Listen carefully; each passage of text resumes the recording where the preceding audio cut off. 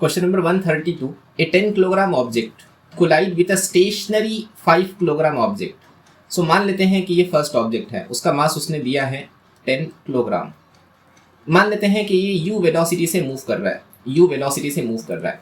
Collides with a stationary 5 kilogram object, दूसरे object का mass कितना मेंशन है 5 kg, लेकिन ये कैसा है स्टेशनरी है, इसका मतलब u2 कितना होगा, u2 का वैल्यू 0 होगा। And after collision they stick together, चलो अच्छी बात है। अगर वो एक दूसरे के साथ स्टिक कर जाते हैं, मतलब कोलिजन कैसा है, कोलिजन है perfectly in elastic, perfectly in elastic collision है, परफेक्टली इन इलास्टिक कोलिजन है।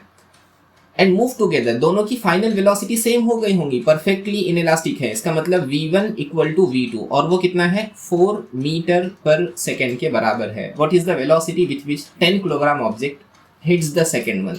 तो हमको u का वैल्यू मालूम करना है, u कितना होगा, बहुत ही आसान, conservation of linear momentum apply कर लो। इनिशियल लीनियर मोमेंटम बराबर होगा फाइनल लीनियर मोमेंटम के। कोलिजन के अंदर कंजर्वेशन ऑफ लीनियर मोमेंटम तो वर्क करता ही है।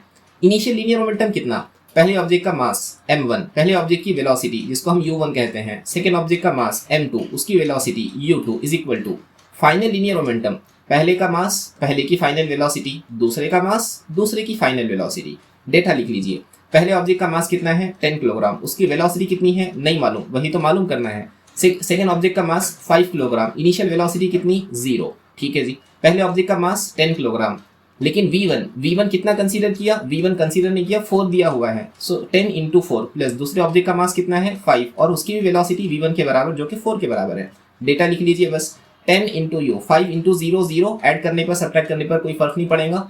10 इंटू 4 ये बन जाएगा 40, 5 4 जा ये बन जाएगा 20, यानी आंसर आ जाएगा 10u is equal to 40 plus 20 यानी 60। तो u बराबर कितना आना चाहिए 6 मीटर पर सेकेंड, तो आंसर होगा 6 मीटर पर second. So option B will be correct.